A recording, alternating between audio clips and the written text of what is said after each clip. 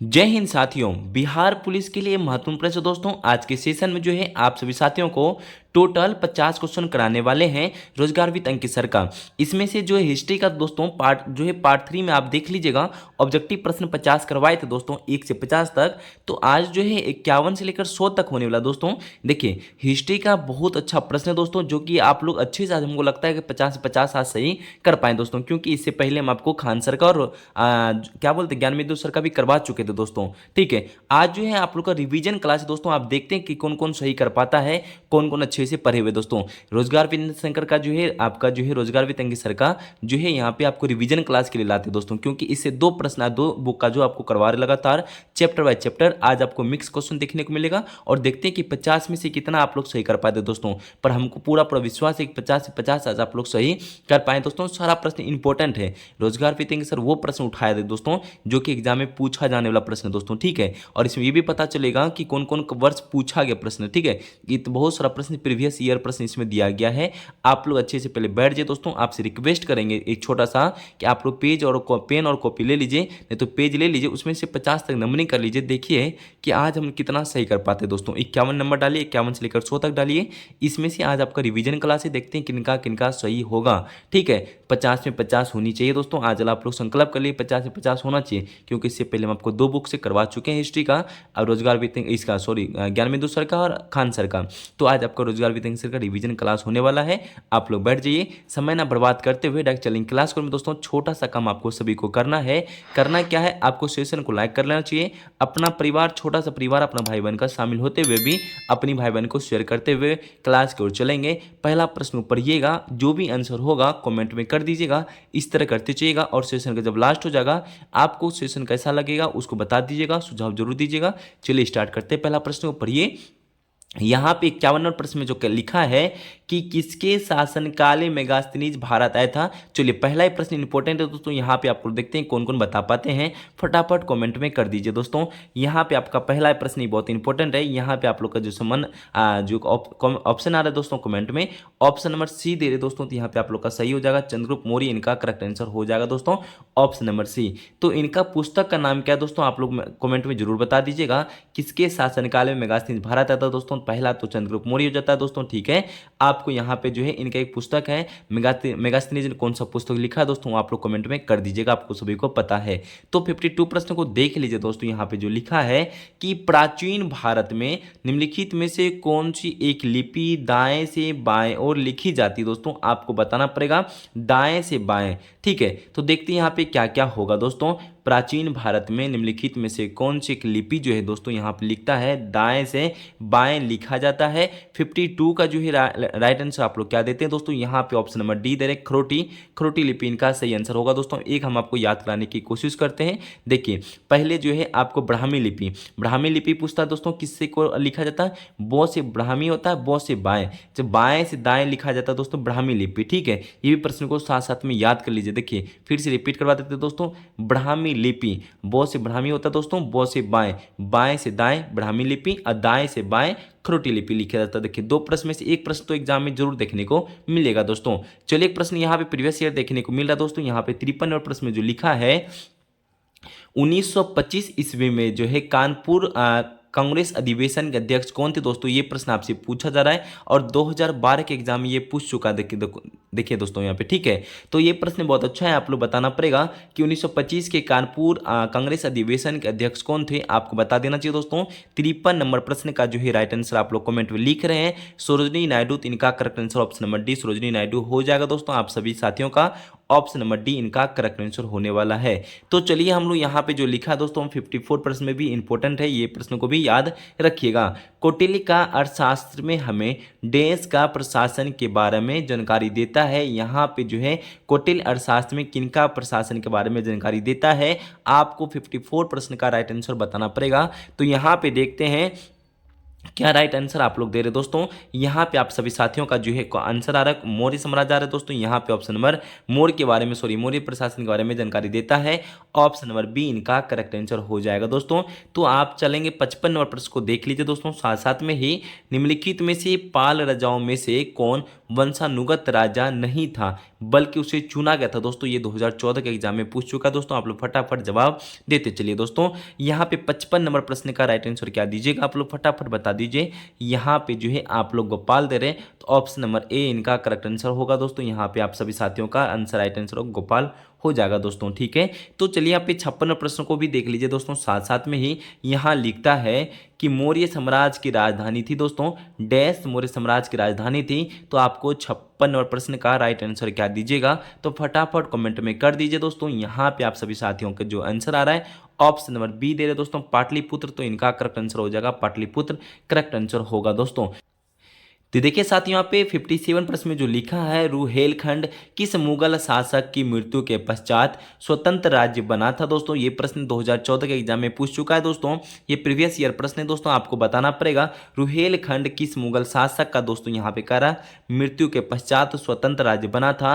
57 का right answer आप लोग क्या दीजिएगा दोस्तों? दो ऑप्शन तो नीचे ऊपर दिख रहा है, दो ऑप्शन नीचे दिख रहा है, तो दोनों ऑप्शन में से क्या राइट आंसर आप लोग दे रहे हैं? तो यहाँ पे आप लोग का जो आंसर आ रहा है दोस्तों औरंगजेब आ रहा है। यहाँ पे करेक्ट आंसर क्या हो जाएगा? औरंगजेब इनका सही आंसर होगा।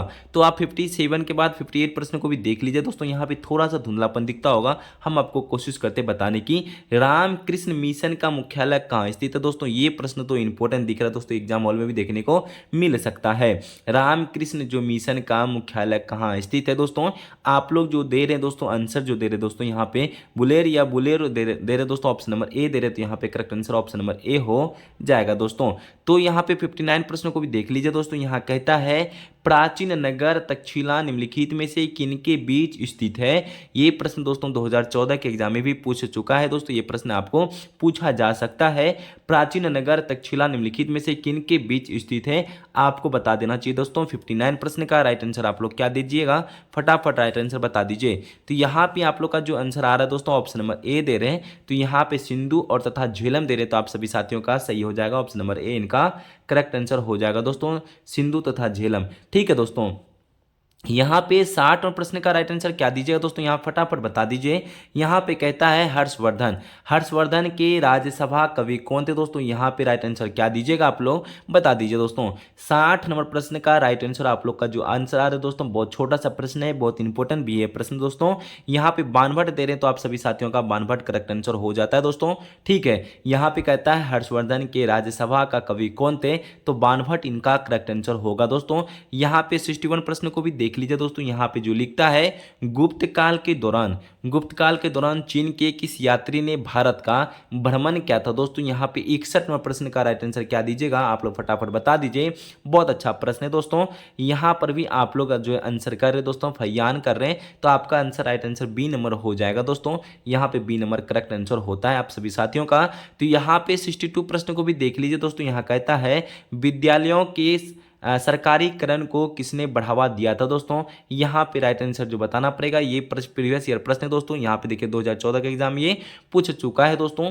यहाँ पे आप सभी को बताना पड़ेगा दोस्तों विश्वविद्यालयों को सरकारीकरण को किसने बढ़ावा दिया था? यहाँ पे आप सभी साथियों ने जो करेक्ट आंसर बता रहे हैं यहाँ पे, ठीक है, option number C Lord Curzon बता रहे दोस्तों। यहाँ पे सही आंसर होगा लॉर्ड कर्जन। ठीक है, तो आपको एक प्रश्न बताना पड़ेगा। तो 1905 में जो है बंगाल विभाजन हुआ था दोस्तों, उस टाइम का जो है वायसराय कौन था? आपको कमेंट में लिखना पड़ेगा, देखते कौन कौन लिखता है। तो चलिए यहाँ पे 63 नंबर प्रश्न को देख लेते दोस्तों। यहाँ पे कहता है किस काल को भारतीय इतिहास का स्वर्णयुग कहा गया है? आपको बताना पड़ेगा दोस्तों। ये बहुत अच्छा प्रश्न है। यहाँ पे फटाफट आप राइट आंसर बता दीजिए दोस्तों। यहाँ पे करेक्ट आंसर क्या होता है? यहाँ पे लिखता है किस काल को भारतीय इतिहास का स्वर्णयुग कहा गया है? आप लोग फटाफट राइट आंसर बता दीजिए। 63 प्रश्न का राइट आंसर दे देते दोस्तों। यहाँ पे आप लोग का आंसर आ रहा है गुप्त काल आ रहा है, तो यहाँ पे सही आंसर होगा गुप्त काल। Correct answer option number D होने वाला वाला है। तो सभी साथियों का सही है दोस्तों। यहाँ पे जो प्रश्न आता है 64 में स्वदेशी आंदोलन का प्रारंभ हुआ था, आपको बताना पड़ेगा दोस्तों। यहाँ पे दोस्तों 2014 में इनका प्रश्न आ चुका था, बिहार पुलिस कांस्टेबल में स्वदेशी आंदोलन का प्रारंभ हुआ था दोस्तों। फटाफट आप लोग राइट आंसर बता दीजिए। 64 प्रश्न का जो दे रहे दोस्तों यहाँ पे बंगाल विभाजन के विरुद्ध छोड़े गए आंदोलन के समय में, यहाँ पे आप लोग का जो आंसर आ रहा है दोस्तों ऑप्शन नंबर बी इनका, सॉरी यहाँ पे सी नंबर इनका करेक्ट आंसर हो जाएगा। आप लोग सी दे रहे तो सभी साथियों का सही होने वाला है। तो यहाँ पे 65 नंबर प्रश्न को देख लीजिए। 65 में कहता है दोस्तों संस्कृत नाटक नागनंद की रचना किस शासक के द्वारा की गई थी। ये प्रश्न आपसे पूछा जा रहा है, तो आप लोग फटाफट राइट आंसर बता दीजिए। यहाँ पे सही आंसर क्या देते हैं। यहाँ पे 65 का जो है राइट आंसर आप लोग जो दे रहे दोस्तों, यहाँ पे आप लोग का हर्षवर्धन दे रहे हो दोस्तों, तो ऑप्शन नंबर बी दे रहे हैं। तो यहाँ पे करेक्ट आंसर बी नंबर होगा, आप सभी साथियों का सही आंसर होगा। ठीक है, प्रश्न को भी याद रखिएगा दोस्तों। ये साथियों 1916 में जो 66 का जो प्रश्न कहता है 1916 का लखनऊ समझौता किसके बीच हुआ था दोस्तों, ये प्रश्न आपको याद रखना चाहिए दोस्तों। ये प्रश्न आपको पूछा जा सकता है, ये प्रीवियस ईयर प्रश्न है, 2014 में पूछ चुका है। 1916 का लखनऊ समझौता 1916 में होता है। यहीं पे एक और पूछ लेता पूछ लेता दोस्तों, रंपा विद्रोह 1916 में हुआ था। 1907 में दोस्तों क्या हुआ था, आपको सूरत अधिवेशन हुआ था 1907 में। इस सब प्रश्न को याद रखिए, दो प्रश्न का दोस्तों ये पूछ सकता है। 1916 का लखनऊ समझौता पूछा दोस्तों किनके किनके बीच हुआ था। तो आप लोग 66 का राइट आंसर क्या देते हैं कमेंट में फटाफट लिख दीजिए।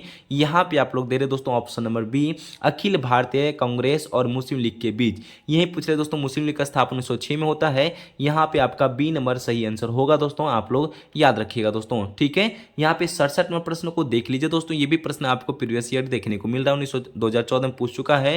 निम्नलिखित में से किस चोल शासक ने कावेरी नदी के मुहाने पर अपनी राजधानी स्थापित की एवं इसका नाम गंगकोंडक जो है यहाँ पे चोलपुरम रखा था दोस्तों। ये प्रश्न को भी याद आप लोग रख लीजिए दोस्तों, ये छोटा सा प्रश्न है दोस्तों, ये प्रश्न को भी आप लोग याद रखने की कोशिश कीजिएगा। 67 नंबर प्रश्न का आप लोग दे रहे दोस्तों राजेंद्र प्रथम दे रहे दोस्तों, यहाँ पे ऑप्शन बी इनका करेक्ट आंसर होगा दोस्तों। आप लोग बी नंबर दे रहे तो आप सभी साथियों का करेक्ट आंसर हो जाएगा दोस्तों। यहाँ पे आप लोग 68 नंबर प्रश्न को भी देख लीजिए साथ साथ में दोस्तों। यहाँ जो लिखा है कि इनमें से जो है किसे भारत के नेपोलियन के नाम से भी जाना जाता है, तो आप लोग 68 नंबर प्रश्न बहुत अच्छा दोस्तों। यहाँ पे प्रश्न का जो है राइट आंसर आप लोग बता दीजिए फटाफट। आप लोग कमेंट कर रहे हैं दोस्तों, यहाँ पे समुद्रगुप्त को कहते हैं हम लोग दोस्तों भारत का नेपोलियन। ठीक है, ये प्रश्न को भी आप लोग याद रख लीजिएगा दोस्तों। यहाँ पूछ लें आपसे कि भारत का नेपोलियन का नाम से कौन जानते हैं दोस्तों, समुद्रगुप्त को यहाँ पे करेक्ट आंसर होगा। तो हम लोग चलते दोस्तों यहाँ पे 69 नंबर 69 प्रश्न का देख लेते दोस्तों। यहाँ पे कह रहा है कि सदैव निवासियों के धार्मिक जीवन में निम्न में से कौन सा तत्व विद्यमान नहीं था। ये प्रश्न भी आपको बताना पड़ेगा दोस्तों। यहाँ पे प्रश्न 2014 के एग्जाम में आ चुका है दोस्तों, ये प्रीवियस ईयर प्रश्न है दोस्तों। ठीक है, तो प्रश्न को एक बार फिर से रिपीट कर लेते हैं। सदैव निवासियों के धार्मिक जीवन में निम्न में से कौन सा तत्व जो है विद्यमान नहीं था। 69 नंबर प्रश्न का 69 का राइट आंसर आप लोग दे रहे दोस्तों। यहाँ पे करेक्ट आंसर एक बार देख लीजिए। तो यहाँ पे आप लोग जो दे रहे विशिष्ट जो है मूर्ति की पूजा ऑप्शन नंबर डी दे रहे, तो आपका correct answer option number D correct answer हो जाएगा। यहाँ पे 70 प्रश्न यहाँ पे कहता है दोस्तों 17 प्रश्न का ब्रह्म समाज के संस्थापक कौन थे। यहाँ पे आप लोग 70 प्रश्न को बता दीजिए दोस्तों फटाफट। यहाँ पे करेक्ट आंसर क्या होता है, ब्रह्म समाज के संस्थापक दोस्तों 70 प्रश्न का दे रहे हैं आप लोग राजा राम मोहन राय दे रहे दोस्तों। तो आप सभी साथियों का सही आंसर होगा राजा राम मोहन राय, इनका करेक्ट आंसर हो जाता है दोस्तों ऑप्शन नंबर सी। तो आप 71 प्रश्न को भी देख लीजिए दोस्तों साथ साथ में ही। यहाँ जो प्रश्न लिखा है 71 प्रश्न में दोस्तों किस तरह की मुगल किस गुप्तकालीन शासक को कविराज कहा गया है दोस्तों, आपको बताना पड़ेगा दोस्तों फटाफट बता दीजिए किस गुप्तकालीन शासक को कविराज कहा गया है। 71 प्रश्न का राइट आंसर आप सभी साथियों ने जो दे रहे दोस्तों यहाँ पे करेक्ट आंसर दे रहे हैं समुद्रगुप्त को कहते हैं दोस्तों। यहाँ पर ऑप्शन नंबर सी आप लोग का सही आंसर आ रहा है दोस्तों। ठीक है, प्रश्न को याद रखिए दोस्तों किस गुप्तकालीन शासक को कविराज कहा गया, समुद्रगुप्त इनका सही आंसर होगा। 72 प्रश्न को एक बार देख लीजिए दोस्तों। यहाँ पे आपको मिलान करने के लिए यहाँ पे आपको सीरियल सजाने के लिए कह रहा है भारत में कार्य करने के कालक्रम के अनुसार क्रमबद्ध कीजिए दोस्तों। ये 2014 के एग्जाम में बिहार पुलिस में आ चुका है। आप लोग इनका जो है लाइन बाय लाइन इनका करेक्ट आंसर बता दीजिए क्या सही होगा। आप लोग पहले वीडियो रोक के इनको भी लाइन बाय लाइन कर लीजिए, तभी आप लोग कमेंट में कर दीजिएगा। 72 प्रश्न का राइट आंसर आप लोग का जो आ रहा है दोस्तों यहाँ पे आप लोग सी नंबर दे रहे हैं। ठीक है, तो यहाँ पे करेक्ट आंसर क्या हो जाएगा आप लोग का सी नंबर इनका सही आंसर होगा। ठीक है, एक बार मिलान आप लोग कर लीजिए। पहला होने वाला आपको वारेन हेस्टिंग्स, उनके बाद होगा लॉर्ड कॉर्नवालिस, इनके बाद होगा आपको लॉर्ड वेलेजुली, इनके लास्ट में होने वाला है आपका लॉर्ड डलहौजी। यहाँ पे इनका सीरियल होता है, आप लोग एक बार याद कर रख लीजिएगा, ठीक है। देखिए साथियों 73 प्रश्न में लिखता जो है प्रश्न कह रहा है यहाँ पे, हर्षवर्धन अपनी धार्मिक सभा कहाँ क्या करता था। दोस्तों ये बहुत अच्छा प्रश्न है दोस्तों, देखने को भी मिलेगा एग्जाम हॉल में। तो यहाँ पे आप लोग का जो कमेंट आना स्टार्ट हो चुका है दोस्तों, यहाँ पे बी नंबर दे रहे हैं प्रयाग, तो आपका सही आंसर हो जाएगा प्रयाग, इनका बी नंबर करेक्ट आंसर होगा। तो यहाँ पे 74 प्रश्न को देख लेते हैं दोस्तों। यहाँ लिखता है हर्ष जो है, हर्ष की जीवनी किसने लिखा है, तो ये सभी को पता है बाण भट्ट ने लिखा है हर्ष की जीवनी। यहाँ पे बी नंबर इनका करेक्ट आंसर हो जाता है। आप सभी साथियों का सही दे रहे हैं फटाफट, ठीक है। तो 75 प्रश्न को देख लीजिए दोस्तों। यहाँ पे कहता है यूनानी स्रोत में जो है अग्रजमीज एवं ड्रेनजमीज जो है मगध के जो है किस शासक को कहा जाता है। 2014 के एग्जाम में ये प्रश्न आ चुका है, आप लोग याद रख लीजिएगा। तो यहाँ पे 75 प्रश्न का राइट आंसर क्या देते हैं, तो फटाफट कमेंट करते चले दोस्तों। यहाँ पे आप लोग का जो आ रहा है तो आपको घनानंद दे रहे, तो ऑप्शन नंबर डी इनका करेक्ट आंसर घनानंद हो जाएगा दोस्तों, ठीक है। तो चलिए आप लोग याद रख लीजिएगा इसको, घनानंद को यहाँ पे सही आंसर होता है। तो 76 प्रश्न को भी देख लीजिए दोस्तों साथ साथ में ही।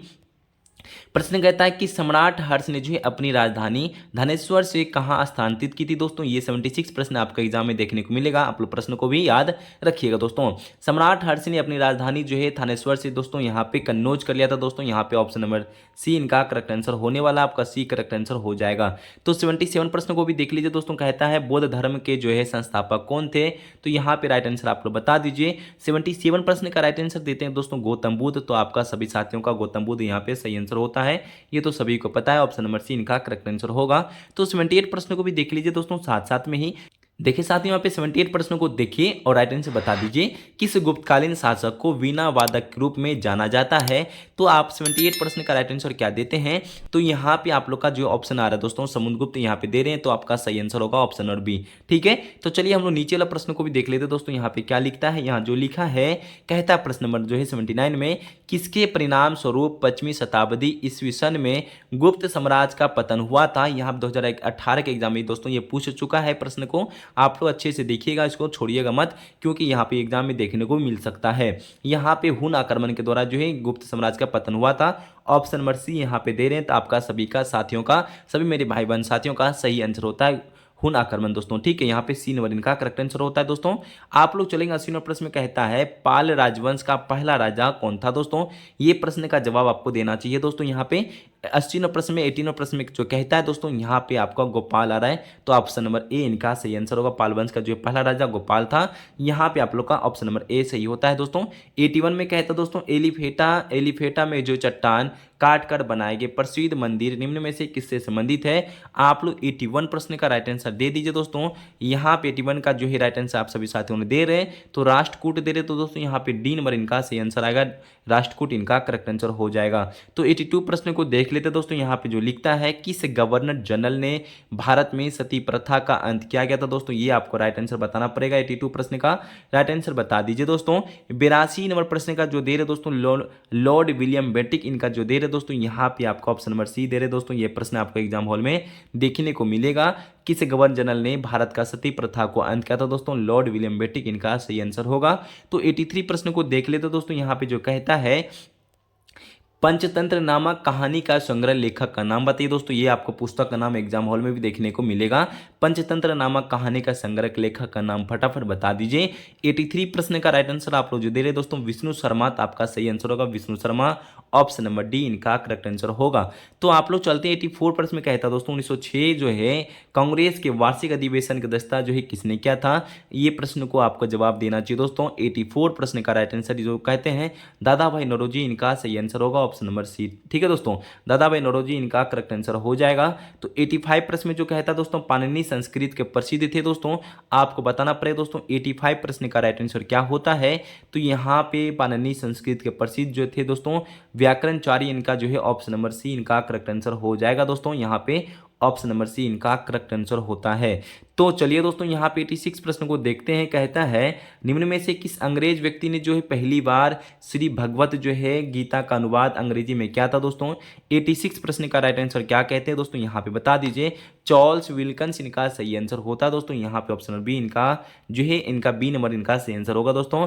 ये फायरमैन एग्जाम में पूछा था बिहार पुलिस में दोस्तों, किस अंग्रेज व्यक्ति ने पहली बार श्री भगवत गीता का अनुवाद अंग्रेजी में किया था, तो इनका नाम था चार्ल्स विल्किंस, इनका सही आंसर होगा। तो 87 प्रश्न को देख लीजिए दोस्तों। यहाँ पे कहता है गुर्जर प्रतिहार शासकों में से किसकी उपाधि आदिवराह जो थी दोस्तों, यहाँ पे पूछा जा रहा है। 87 प्रश्न का राइट आंसर आप लोग क्या देते हैं कमेंट में, तो यहाँ पे दे रहे मिहिर भोज, तो आपका सही आंसर होगा मिहिर भोज, इनका ऑप्शन नंबर सी दोस्तों। ठीक है, तो हम लोग चलते 88 प्रश्न को देख लेते हैं दोस्तों। साथ साथ में ही यहाँ पे प्रश्न कहता है दोस्तों, निम्नलिखित में से कौन त्रिकोणात्मक संघर्ष के हिस्सा नहीं था दोस्तों। ये प्रश्न बहुत अच्छा दोस्तों एग्जाम हॉल में देखने को मिल सकता है।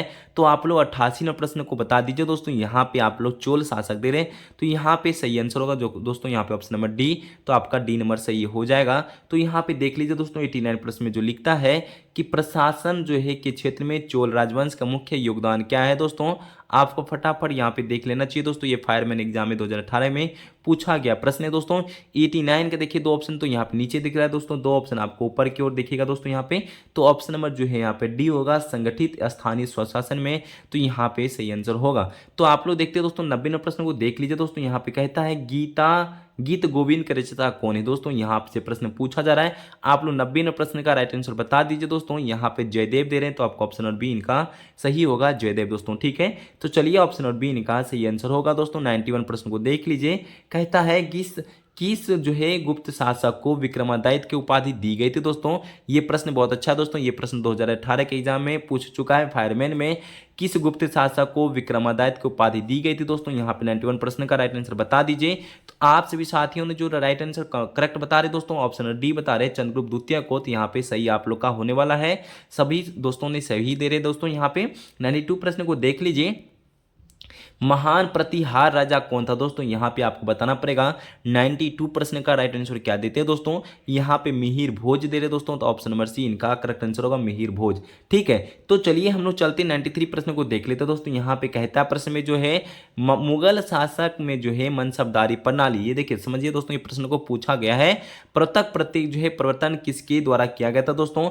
93 प्रश्न का राइट आंसर आप लोग क्या देते हैं, तो यहाँ पे आप लोग का जो करेक्ट आंसर आ रहा है अकबर करेक्ट आंसर है दोस्तों। यहाँ पे सही होगा अकबर दोस्तों। ठीक है, 2018 के एग्जाम में ये प्रश्न पूछा गया है। तो चलिए साथियों यहाँ पे 94 प्रश्नों को भी देख लेते दोस्तों। यहाँ पे प्रश्न कहता है एलोरा के प्रसिद्ध कैलाश मंदिर का निर्माण किस राष्ट्रकूट का जो है शासन ने करवाया था दोस्तों।